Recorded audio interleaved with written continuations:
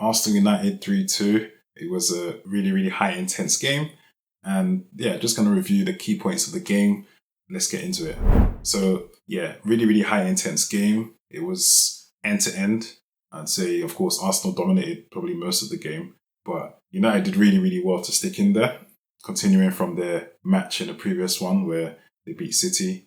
And they came full of confidence, and that was clear. They definitely had no fear when it came to Arsenal, and you could sense throughout the game they had like a quiet confidence about what they could do. And of course, I'm sure Arsenal were probably scared looking at last week what happened to City that could happen to them too. So yeah, I think Arsenal struggled to break down. Arsenal struggled to break down Man United for long periods of time. It looked like Saka was getting a beating of Shaw. I don't know why they didn't explore that more, because I felt like Shaw was really struggling against Saka. So I was surprised that more balls didn't go down the right for him to take on Shaw, because it seemed like he was really struggling at one point. But yeah, I think I was really impressed with Mbuemo. He seems like a really clutch player, always popping up with these little cheeky goals. I recall against Chelsea, for example, he popped up out of nowhere to score, and he did it again today. So did it again in that match. So it definitely feels like he's one of those that, despite what's happening around him, still able to focus, stay locked in, and get the job done. And that's what he did again in the match. So that's definitely useful to have.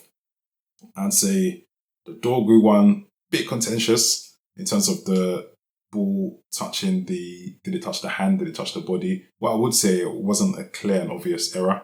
So it was the right thing to do in terms of letting that one go. I'm happy that the referee let that go, because it was a superb goal. Incredible strike from that kind of range. Crossbar and in. I don't think any keeper can save that. Fantastic strike. Lastly, I would say it's interesting to see that City, despite probably one of their most inconsistent seasons in a long, long time, probably in the last 10 years, they're only 4 points behind Arsenal. And that's quite ominous, because Arsenal are sort of playing their best ever football, but they are only 4 points ahead. So that's really, really interesting. Probably ominous.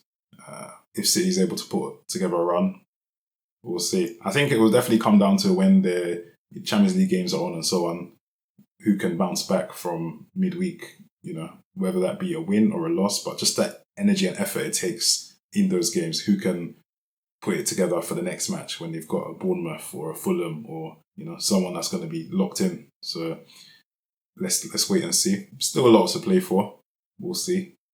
Great match, and we'll look forward to the next one.